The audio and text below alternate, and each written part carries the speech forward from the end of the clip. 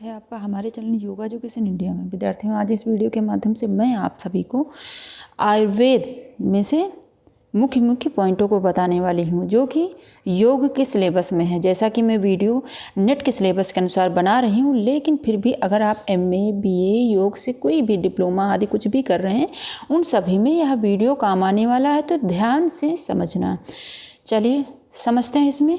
यह part number 1 है video, और भी इसके पार्ट बनेंगे, क्योंकि छोटे छोटे बनाऊंगी तो आपको आसानी से समझ में आएंगे। यानी इसमें हमें समझना स्वास्थ्य की अवधारणा सबसे पहले। तो चलिए समझते हैं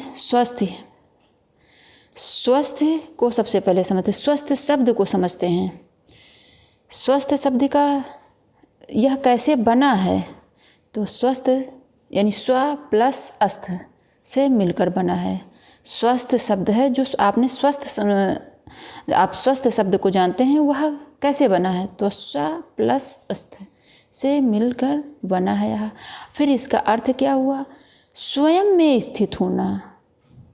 स्वयं में स्थित होना अर्थात व्युत्पत्ति के आधार पर इसका अर्थ समझें। स्वस्थ शब्द का स्वस्थ शब्द का अर्थ है जैसे कि स्व प्लस अस्थ, स्व प्लस अस्थ से मिलकर बना स्वस्थ शब्द। फिर इसका अर्थ हुआ स्वयं में स्थित होना। फिर इसके व्युत्पत्ति यानी इसकी व्युत्पत्ति हुई ना स्वस्थ शब्द की, व्युत्पत्ति के आधार पर समझें स्वस्थ शब्द का अर्थ। यह देखने से यह स्पष्ट होगा कि वह अवस्था जिसमें मनुष्य अपने में ही स्थित हो जाए, यानी स्थित हो, वही स्वास्थ्य कहलाता है। जिस प्रकार स्वस्थ शब्द का अर्थ निकला, जिस प्रकार से इसकी व्युत्पत्ति हुई, उस हिसाब से अगर आप समझना चाहते हैं स्पष्ट रूप से, तो यह पता चलता है कि जिसमें मनुष्य अपने में ही यानी अपने में ही स्वयं में ही स्थित हो जाए, वही स्वास्थ्य है। समझ गए होंगे स्वास्थ्य शब्द का। और यह भी ध्यान रखना, क्योंकि इसमें जो है यह शब्द भी पूछा जा सकता है। चलिए आगे बढ़ते हैं। WHO के अनुसार परिभाषा जो है, परिभाषा समझते हैं। इसके अनुसार में यानी परिभाषा में क्या बताया गया है, यह भी पूछा जा सकता है और कई बार पूछा भी गया है। इसके अनुसार स्वास्थ्य का तात्पर्य है कि मात्र शारीरिक स्वास्थ्य से ना होकर, ध्यान देना, मात्र शारीरिक। अब जैसे स्वस्थ लोग समझते हैं हाँ शारीरिक स्वास्थ्य है, सही है, उसका शरीर स्वस्थ है, बस वो स्वस्थ है, ऐसा नहीं है। देखो ध्यान समझो, मात्र शारीरिक स्वास्थ्य से ना होकर शारीरिक, मानसिक, सामाजिक, आध्यात्मिक चारों आयामों से है। WHO के अनुसार यानी WHO का क्या कहना है कि मात्र शारीरिक स्वास्थ्य ही नहीं जो है, यही ना समझे कि बस शरीर स्वस्थ है, बस सब पूरी स्वस्थता मिल गई। उसने यह बताया कि शारीरिक, मानसिक, सामाजिक, आध्यात्मिक चारों आयामों का स्वस्थ होना जरूरी है, और यह क्रम भी ध्यान रखना। अब चलिए आयुर्वेद, ये तो हो गया स्वस्थ शब्द का अर्थ आपने समझ लिया। WHO के अनुसार स्वास्थ्य की परिभाषा समझ ली। अब आयुर्वेद के अनुसार हम समझेंगे क्या बताया गया है। सम दोषः, सम अग्निश्च, सम धातु मलक्रिया, प्रसन्न आत्मेन्द्रियमना, स्वस्थ इत्यम्य धीयते। यह सुश्रुत संहिता में 15.48 में बताया गया है। ये इस तरह आप याद रखना, आसान रहेगा याद करने में। और किस में बताएगा, सुश्रुत संहिता में। तो ये ध्यान रखना है, इसको याद कर लेना। डेफिनेशन पूछा जा सकता है, यानी परिभाषा पूछी जा सकती है कि यह कहाँ से लिया गया है। तो सम दोषा, सम अग्निश्च, सम धातु मलक्रिया, प्रसन्न आत्म इंद्रिय मना, इंद्रिय और मना प्रसन्न, आत्म इंद्रिय और मना यानी आत्मा भी प्रसन्न, इंद्रिय भी प्रसन्न, मन भी प्रसन्न, स्वस्थ इत्यम्य धीयते। अर्थात इसका अर्थ समझें, जिसके वात पित्त कफ समान हो, यानी सम हो, समान रूप से कार्य कर रहे हों, पाचन, रस, रक्त आदि जो धातुएं हैं, धातुओं की क्रियाएं समुचित ढंग से संचालित हो रही हों तथा आत्मा, मन, इंद्रियां प्रसन्न हों, उसी को स्वस्थ कहते हैं। इसका अर्थ सुश्रुत संहिता में क्या बताया गया कि जिसके वात पित्त कफ समान रूप से कार्य कर रहे हो, पाचन, रस, रक्त आदि धातुएं क्रियाएं समुचित ढंग से संचालित हो रही हूँ, यानी उन सभी का कार्य सही सुचारू रूप से चल रहा हो तथा आत्मा, मन और इंद्रिया प्रसन्न हो। यहाँ ध्यान देना, आत्मा को भी बताया गया है। आत्मा, मन, इंद्रिया प्रसन्न हो, उसी को स्वस्थ कहते हैं, यानी कंप्लीट स्वास्थ्य कहते हैं, इसको स्वस्थ कहते हैं। तो ये तो होगी जो है शारीरिक, सम दोषा, सम आग्नेय, सम धातु मल क्रिया, ये हो गई शारीरिक। इसको आप समझ सकते हैं शारीरिक या चारों लेकर है, और लेकिन इसमें जो है ये मन और इंद्रियां आदि हो गई, तो अंतःकरण भी हो गया, आत्मा भी हो गया, इसमें संपूर्ण, इसमें मानसिक भी हो गया, मन हो गया मानसिक, और अंतःकरण भी आ गया, इसमें इंद्रिया वगैरह मन सब आ गया ना, और आत्मा भी आ गया, यानी आत्मा को आप पुरुष भी समझ सकते हैं, पुरुष को ही तो आत्मा कहा गया। सभी प्रसन्न हो, यह बताया गया है। अब चलिए अगले पॉइंट को समझते हैं। स्वस्थ वृत्त क्या है? जैसे क्वेश्चन बन सकता है, स्वस्थ वृत्त के विषय में पूछा जा सकता है, तो स्वस्थ वृत्त क्या है? तो देखो, स्वास्थ्य रक्षा के लिए, किसके लिए?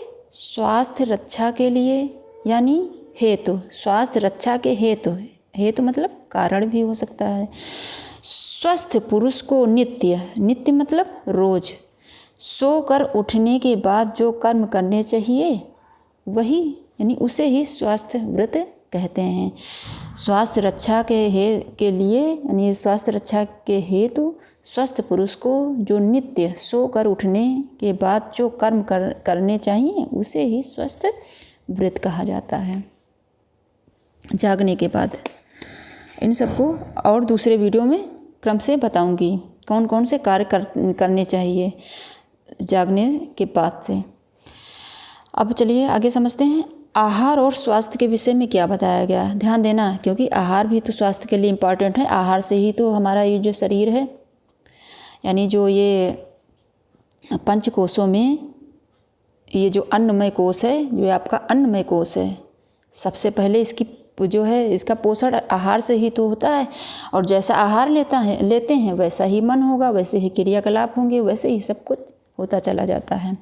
तो ध्यान देना, इसमें क्या बताया गया है, छंदोग उपनिषद में बताया गया है यह कि आहार शुद्धो सत्व शुद्धि, सत्व शुद्धो ध्रुव स्मृतिलंब सर्व ग्रंथीनाम विप्र मोक्षा। देखो कितनी बड़ी बात बता दी गई आहार से ही। तो इसका यानी अर्थात, और ये कहाँ से लिया गया, छंदोग उपनिषद में अध्याय 7 खंड 26 मंत्र 2 नंबर का है। अर्थात आहार के शुद्ध होने से अंतःकरण की शुद्धि होती है। छंदोग उपनिषद में क्या बताया गया है, और छंदोग उपनिषद को नहीं जानते हैं तो हमने वीडियो बना रखा है, उसमें आप देख सकते हैं, यानी चैनल पर वीडियो पड़े हुए हैं। आहार के शुद्ध होने से अंतःकरण की शुद्धि होती है। अंतःकरण के शुद्ध होने से बुद्ध निर्मल हो जाता है। अब बुद्ध निर्मल होने से जब संशय व भ्रम जाते रहते हैं तब मुक्ति का मिल पाना सुलभ हो जाता है, यानी आसान हो जाता है, यानी इसके माध्यम से मुक्ति प्राप्त हो सकती है, कैवल्य अवस्था प्राप्त हो सकती है, मोक्ष प्राप्त हो सकता है।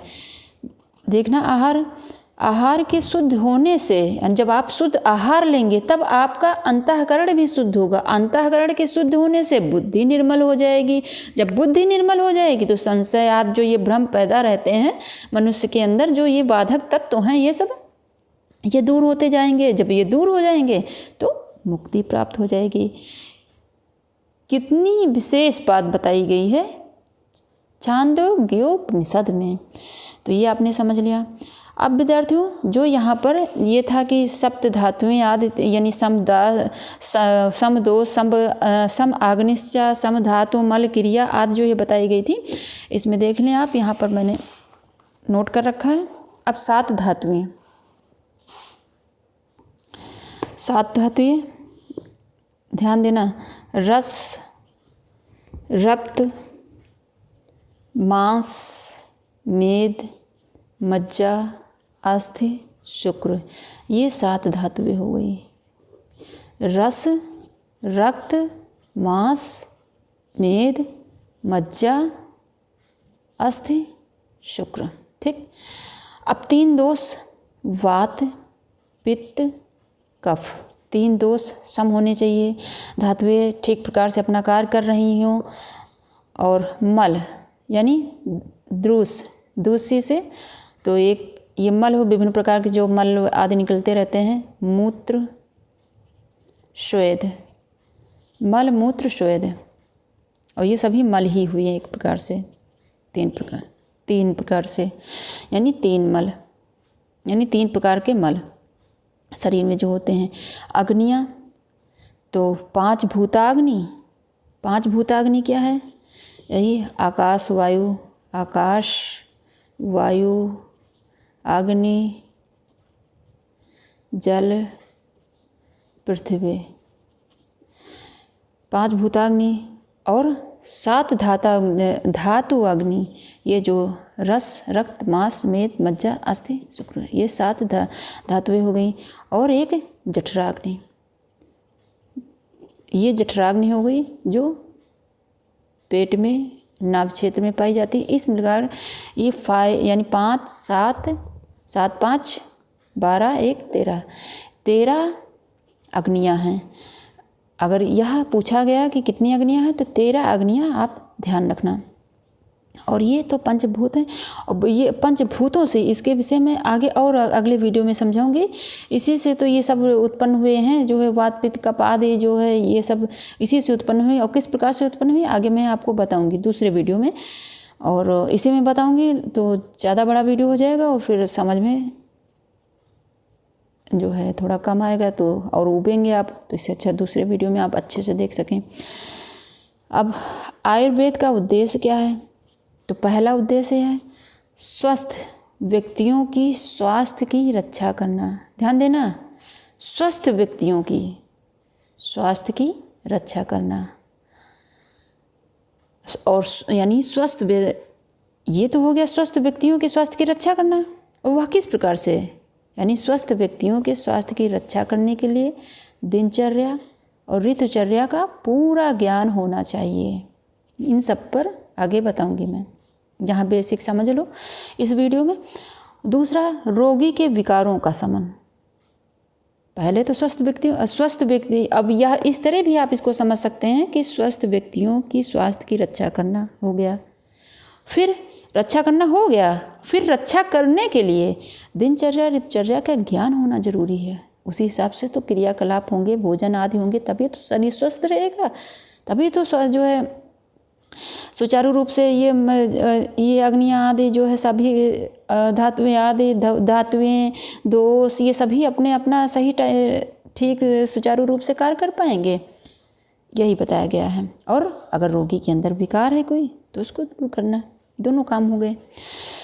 अब विद्यार्थियों यह ध्यान देना, इसका क्रम देख लेना। यहाँ तो लिखा था हमने रस, देखो रस से उत्पत्ति रक्त की उत्पत्ति मांस से मेद से अस्थि से मज्जा, और मज्जा से शुक्र की उत्पत्ति होती है। और तो इन सब का क्रम ध्यान रखना। तो आशा करते हैं आपने अच्छे समझ लिया होगा। जहाँ कहीं ना समझ में आए, जैसा मैं हमेशा बताती आती हूँ, कमेंट बॉक्स में शेयर करना, मैं आपको दोबारा समझा दूंगी। अगर चैनल पर नए हैं तो चैनल को सब्सक्राइब करना, बेल आइकन जरूर प्रेस करना, ताकि मैं जैसे वीडियो अपलोड करूँ आपको तुरंत नोटिफिकेशन प्राप्त हो सके। धन्यवाद विद्यार्थियों।